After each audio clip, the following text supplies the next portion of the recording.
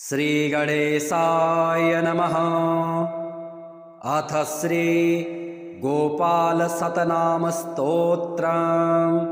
पार्वत्युवाच देवदेव महादेव सर्ववाञ्छाप्रपूरक पुरा प्रियं देवदेव कृष्णस्य परमाद्भुतं नाम्नां शतं समासेन कथायामिति सूचितं। श्रीभगवानुवाच शृणु प्राणप्रिये देवी गोपानादतिगोपितं मम प्राणस्वरूपं च तव स्नेहात् प्रकाश्यते। यस्यैकवारं पठनात् सर्वयज्ञफलं लभेत्। मोहनस्तम्भनाकर्ष पठनात् जायते नृणां समुक्तिः सर्वपापेभ्यो यस्य स्मरणमात्रतः। स्वयमायाति तस्यैव निश्चलः सर्वसम्पदः। राजानो दाशतां यान्ति वहन्यो यान्ति शीततां। जलस्तम्भं रिपुस्तम्भं शत्रूणां वचनं तथा। ओम अस्य श्री गोपाल शतनामस्तोत्रस्य नारद ऋषिः अनुष्टुप् छन्दः। श्री गोपालः परमात्मा देवता। श्री गोपाल प्रीत्यर्थे शतनाम पाठे विनियोगः। ओम गोपालो गोपतिर्गोप्ता गोविंदो गोकुलप्रियः गंभीरो गगनो गोपी प्राणभृत् प्राणधारकः। पतितानन्दनो नन्दी नन्दिसः कंससूदनः। नारायणो नरत्राता नरकार्णवतारकः। नवनीतप्रियो नेता नवीन घनसुन्दरः। नवबालकवात्सल्यो ललितानन्दतत्परः। पुरुषार्थप्रदः प्रेम प्रवीणः परमाकृतिः। करुणः कारुणानाथः कैवल्यसुखदायकः। कदम्बकुसुमावेशी कदम्बवनमन्दिरः। कदम्बी विमदामोद घूर्णलोचनपङ्कजः। कामी कान्तकलानन्दी कान्तः कामनिधिः कविः। कौमोदकी गदापाणिः कवीन्द्रो गतिमानहरः।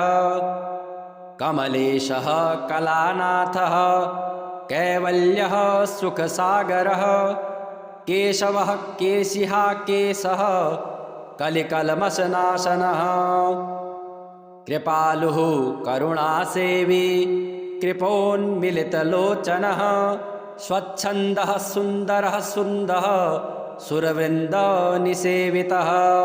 सर्वज्ञः सर्वदोदाता सर्वपापविनाशनः।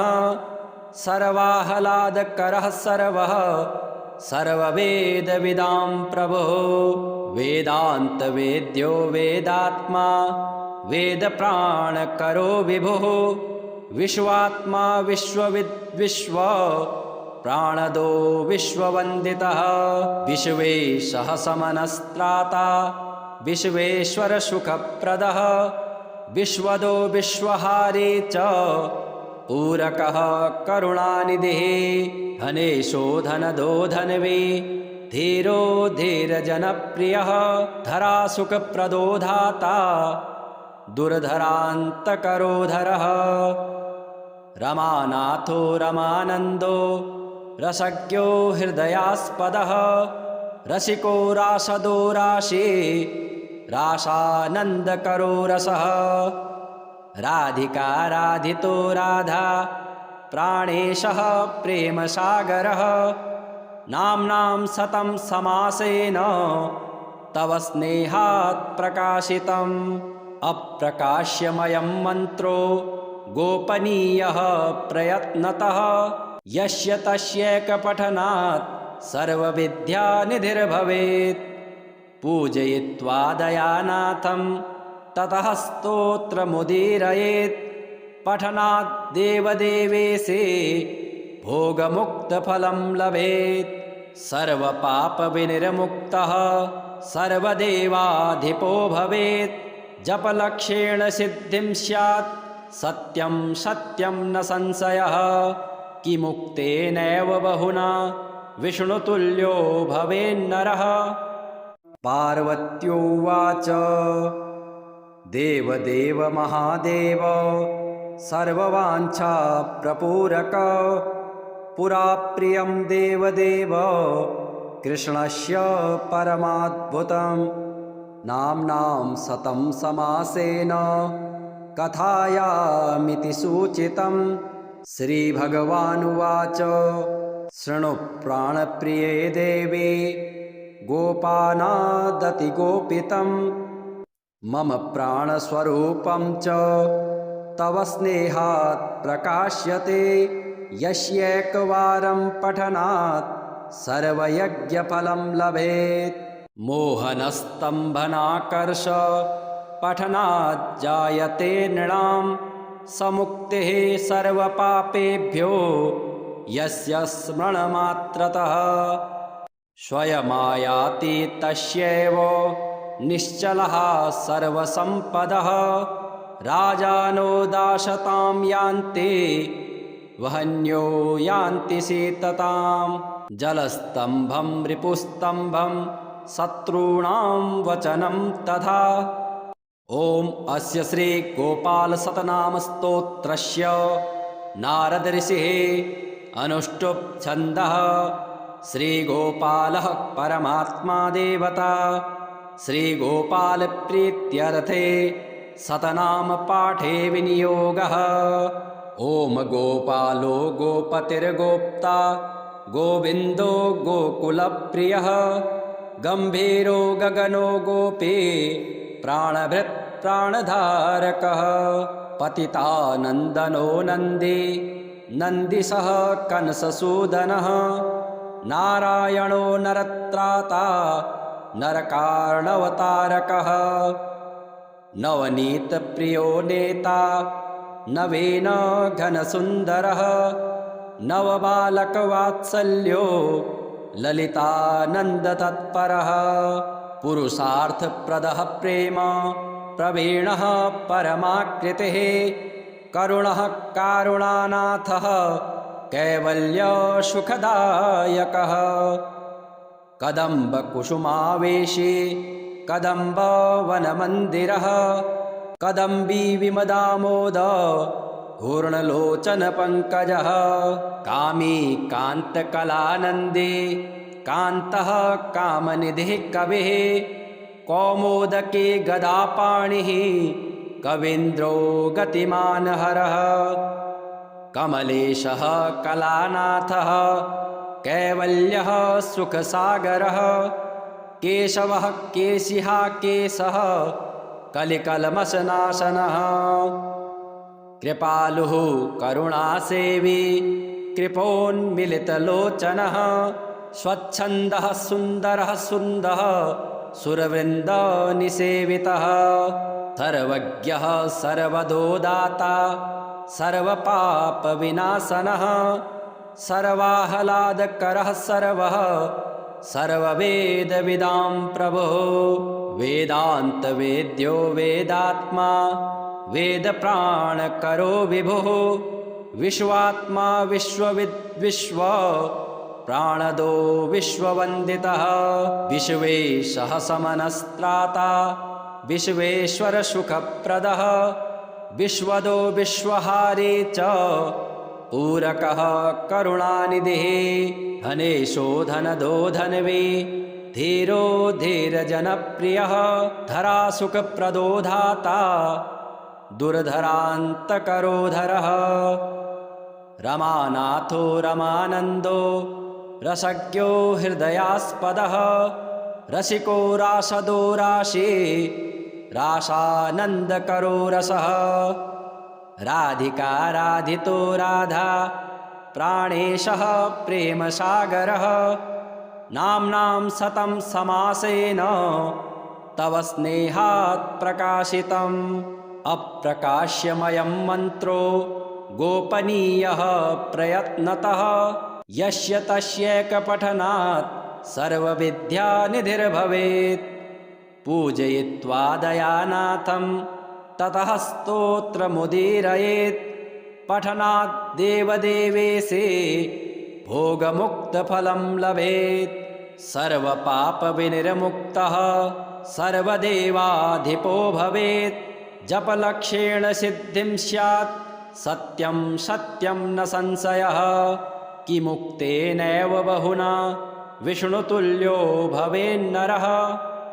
पार्वत्योवाच देवदेव महादेव सर्ववाञ्छाप्रपूरक पुरा प्रियं देवदेव कृष्णस्य परमाद्भुतं नाम्नां शतं समासेन कथायामिति सूचितं। श्रीभगवानुवाच शृणु प्राणप्रिये देवी गोपानादतिगोपितं मम प्राणस्वरूपं च तव स्नेहात् प्रकाश्यते यस्यैकवारं पठनात् सर्वयज्ञफलं लभेत्। मोहनस्तम्भनाकर्ष पठनात् जायते नृणां समुक्तिः सर्वपापेभ्यो यस्य स्मरणमात्रतः स्वयमायाति तस्यैव निश्चलः सर्वसम्पदः राजानो दाशतां यान्ति वहन्यो यान्ति शीततां जलस्तम्भं रिपुस्तम्भं शत्रूणां वचनं तथा। ॐ अस्य श्री गोपालशतनाम स्तोत्रस्य नारद ऋषिः अनुष्टुप् छन्दः श्रीगोपालः परमात्मा देवता श्रीगोपालप्रीत्यर्थे शतनाम पाठे विनियोगः। ॐ गोपालो गोपतिर्गोप्ता गोविन्दो गोकुलप्रियः गम्भीरो गगनो गोपी प्राणभृत् प्राणधारकः पतितानन्दनो नन्दी नन्दिसः कंससूदनः नारायणो नरत्राता नरकार्णवतारकः नवनीतप्रियो नेता नवीन घनसुन्दरः नवबालकवात्सल्यो ललितानन्दतत्परः पुरुषार्थप्रदः प्रेम प्रवीणः परमाकृतिः करुणः कारुणानाथः कैवल्यसुखदायकः कदम्बकुसुमावेशी कदम्बवनमन्दिरः कदम्बी विमदामोद घूर्णलोचनपङ्कजः कामी कान्तकलानन्दे कान्तः कामनिधिः कविः कौमोदके गदापाणिः कवीन्द्रो गतिमानहरः कमलेशः कलानाथः कैवल्यः सुखसागरः केशवः केशिहा केशः कलिकल्मषनाशनः कृपालुः करुणासेवी कृपोन्मिलितलोचनः स्वच्छन्दः सुन्दरः सुन्दः सुरवृन्दनिसेवितः सर्वज्ञः सर्वदोदाता सर्वपापविनाशनः सर्वाह्लादकरः सर्वः सर्ववेदविदां प्रभुः वेदान्तवेद्यो वेदात्मा वेदप्राणकरो विभुः विश्वात्मा विश्वविद्विश्व प्राणदो विश्ववन्दितः विश्वेशः समनस्त्राता विश्वेश्वरसुखप्रदः विश्वदो विश्वहारी च पूरकः करुणानिधिः धनेशो धनदो धन्वी धीरो धीरजनप्रियः धरासुखप्रदो धाता दुर्धरान्तकरोधरः रमानाथो रमानन्दो रसज्ञो हृदयास्पदः रसिको रासदो राशि रासानन्दकरो रसः राधिका राधितो राधा प्राणेशः प्रेमसागरः नाम्नां शतं समासेन तव स्नेहात् प्रकाशितम् अप्रकाश्यमयं मन्त्रो गोपनीयः प्रयत्नतः यस्य तस्यैकपठनात् सर्वविद्यानिधिर्भवेत् पूजयित्वा दयानाथं ततः स्तोत्रमुदीरयेत् पठनात् देवदेवेशे भोगमुक्तफलं लभेत् सर्वपापविनिर्मुक्तः सर्वदेवाधिपो भवेत् जपलक्ष्येण सिद्धिं स्यात् सत्यं सत्यं न संशयः किमुक्तेनैव बहुना विष्णुतुल्यो भवेन्नरः। पार्वत्योवाच देवदेव महादेव सर्ववाञ्छाप्रपूरक पुरा प्रियं देवदेव कृष्णस्य परमाद्भुतं नाम्नां शतं समासेन कथायामिति सूचितं। श्रीभगवानुवाच शृणु प्राणप्रिये देवी गोपानादतिगोपितं मम प्राणस्वरूपं च तव स्नेहात् प्रकाश्यते यस्यैकवारं पठनात् सर्वयज्ञफलं लभेत्। मोहनस्तम्भनाकर्ष पठनात् जायते नृणां समुक्तिः सर्वपापेभ्यो यस्य स्मरणमात्रतः स्वयमायाति तस्यैव निश्चलः सर्वसम्पदः राजानो दाशतां यान्ति वहन्यो यान्ति शीततां जलस्तम्भं रिपुस्तम्भं शत्रूणां वचनं तथा। ॐ अस्य श्री गोपाल शतनाम स्तोत्रस्य नारद ऋषिः अनुष्टुप् छन्दः।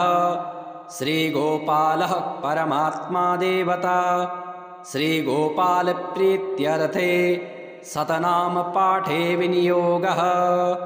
ओम गोपालो गोपतिर्गोप्ता गोविन्दो गोकुलप्रियः गम्भीरो गगनो गोपी प्राणभृत् प्राणधारकः पतितानन्दनो नन्दी नन्दिसः कंससूदनः नारायणो नरत्राता नरकार्णवतारकः नवनीतप्रियो नेता नवीन घनसुन्दरः नवबालकवात्सल्यो ललितानन्दतत्परः पुरुषार्थप्रदः प्रेम प्रवीणः परमाकृतिः करुणः कारुणानाथः कैवल्यसुखदायकः कदम्बकुसुमावेशी कदम्बवनमन्दिरः कदम्बी विमदामोद पूर्णलोचनपङ्कजः कामी कान्तकलानन्दी कान्तः कामनिधिः कविः कौमोदकी गदापाणिः कवीन्द्रो गतिमानहरः कमलेशः कलानाथः कैवल्यः सुखसागरः केशवः केशिहा केशः कलिकल्मषनाशनः कृपालुः करुणासेवी कृपोन्मिलितलोचनः स्वच्छन्दः सुन्दरः सुन्दः सुरवृन्दनिसेवितः सर्वज्ञः सर्वदोदाता सर्वपापविनाशनः सर्वाह्लादकरः सर्वः सर्ववेदविदां प्रभुः वेदान्तवेद्यो वेदात्मा वेदप्राणकरो विभुः विश्वात्मा विश्वविद्विश्व प्राणदो विश्ववन्दितः विश्वेशः समनस्त्राता विश्वेश्वरसुखप्रदः विश्वदो विश्वहारी च पूरकः करुणानिधिः धनेशो धनदो धन्वी धीरो धीरजनप्रियः धरासुखप्रदो धाता दुर्धरान्तकरोधरः रमानाथो रमानन्दो रसज्ञो हृदयास्पदः रसिको रासदो राशि रासानन्दकरो रसः राधिका राधितो राधा प्राणेशः प्रेमसागरः नाम्नां शतं समासेन तव स्नेहात् प्रकाशितम् अप्रकाश्यमयं मन्त्रो गोपनीयः प्रयत्नतः यस्य तस्यैकपठनात् सर्वविद्यानिधिर्भवेत् पूजयित्वा दयानाथं ततः स्तोत्रमुदीरयेत् पठनात् देवदेवेशे भोगमुक्तफलं लभेत् सर्वपापविनिर्मुक्तः सर्वदेवाधिपो भवेत् जपलक्ष्येण सिद्धिं स्यात् सत्यं सत्यं न संशयः किमुक्तेनैव बहुना विष्णुतुल्यो भवेन्नरः। पार्वत्योवाच देवदेव महादेव सर्ववाञ्छाप्रपूरक पुरा प्रियं देवदेव कृष्णस्य परमाद्भुतं नाम्नां शतं समासेन कथायामिति सूचितं। श्रीभगवानुवाच शृणु प्राणप्रिये देवी गोपानादतिगोपितं मम प्राणस्वरूपं च तव स्नेहात् प्रकाश्यते यस्यैकवारं पठनात् सर्वयज्ञफलं लभेत्। मोहनस्तम्भनाकर्ष पठनात् जायते नृणां समुक्तिः सर्वपापेभ्यो यस्य स्मरणमात्रतः स्वयमायाति तस्यैव निश्चलः सर्वसम्पदः राजानो दाशतां यान्ति वहन्यो यान्ति शीतताम् जलस्तम्भं रिपुस्तम्भं शत्रूणां वचनं तथा। ॐ अस्य श्री गोपाल शतनाम स्तोत्रस्य नारद ऋषिः अनुष्टुप् छन्दः। श्रीगोपालः परमात्मा देवता श्रीगोपाल प्रीत्यर्थे शतनाम पाठे विनियोगः। ॐ गोपालो गोपतिर्गोप्ता गोविन्दो गोकुलप्रियः गम्भीरो गगनो गोपी प्राणभृत् प्राणधारकः पतितानन्दनो नन्दी नन्दिसः कंससूदनः नारायणो नरत्राता नरकार्णवतारकः नवनीतप्रियो नेता नवीन घनसुन्दरः नवबालकवात्सल्यो ललितानन्दतत्परः पुरुषार्थप्रदः प्रेम प्रवीणः परमाकृतिः करुणः कारुणानाथः कैवल्यसुखदायकः कदम्बकुसुमावेशी कदम्बवनमन्दिरः कदम्बी विमदामोद घूर्णलोचनपङ्कजः कामी कान्तकलानन्दी कान्तः कामनिधिः कविः कौमोदकी गदापाणिः कवीन्द्रो गतिमानहरः कमलेशः कलानाथः कैवल्यः सुखसागरः केशवः केशिहा केशः कलिकल्मषनाशनः कृपालुः करुणासेवी कृपोन्मिलितलोचनः स्वच्छन्दः सुन्दरः सुन्दः सुरवृन्दनिसेवितः सर्वज्ञः सर्वदोदाता सर्वपापविनाशनः सर्वाह्लादकरः सर्वः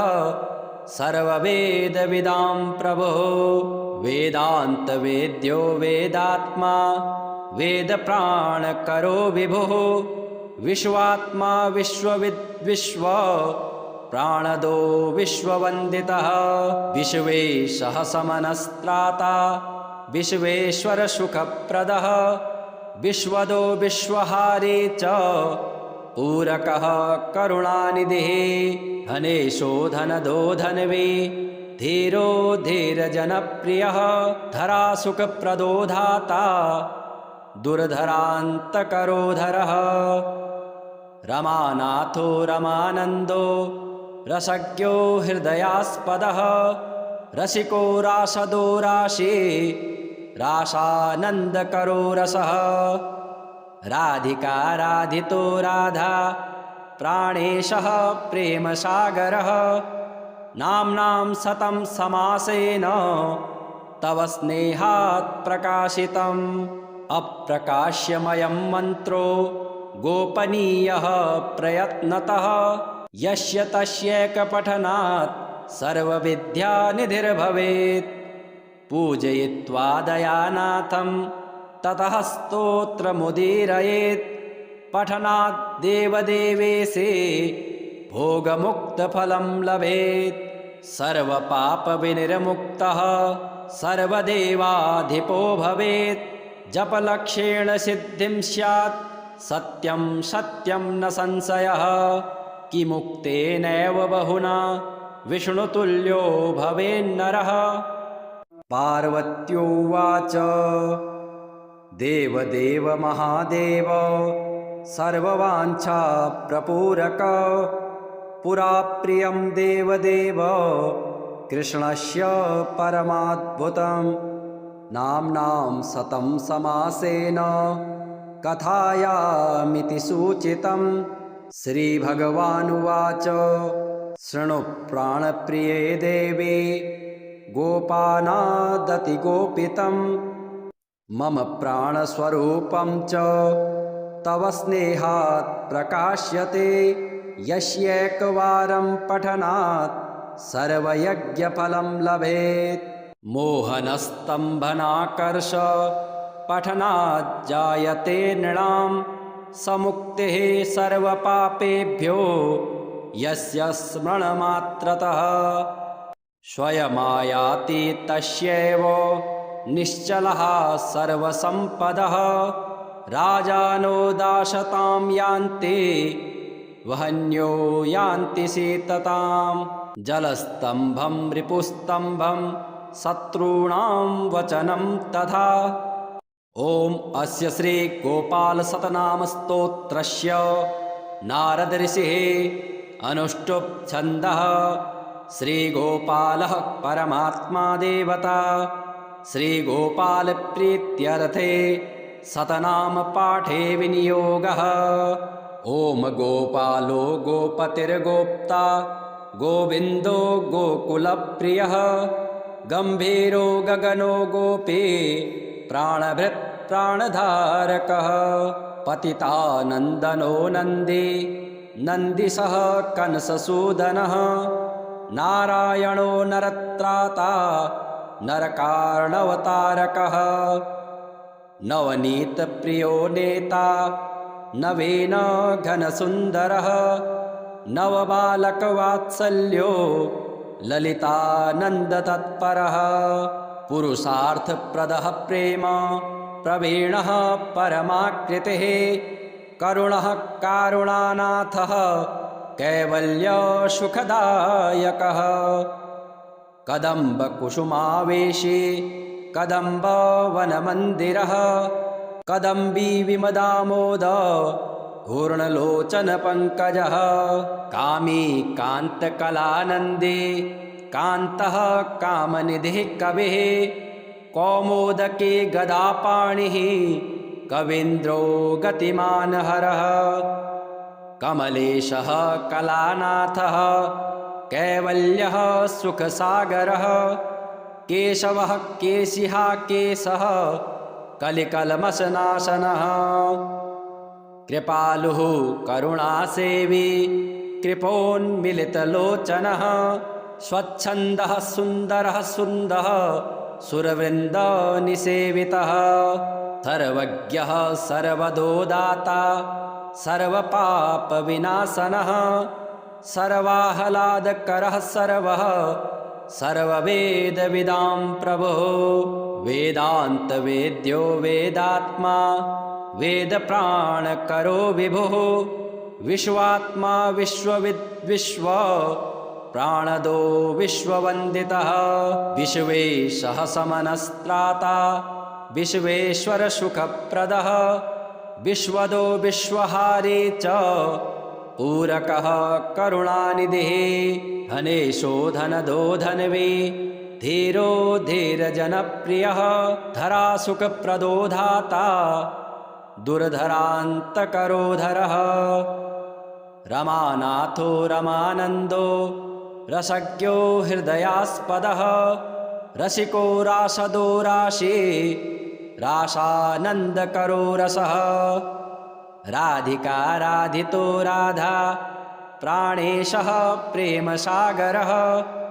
नाम्नां शतं समासेन तव स्नेहात् प्रकाशितम् अप्रकाश्यमयं मन्त्रो गोपनीयः प्रयत्नतः यस्य तस्यैकपठनात् सर्वविद्यानिधिर्भवेत् पूजयित्वा दयानाथं ततः स्तोत्रमुदीरयेत् पठनात् देवदेवेशे भोगमुक्तफलं लभेत् सर्वपापविनिर्मुक्तः सर्वदेवाधिपो भवेत् जपलक्ष्येण सिद्धिं स्यात् सत्यं सत्यं न संशयः किमुक्तेनैव बहुना विष्णुतुल्यो भवेन्नरः।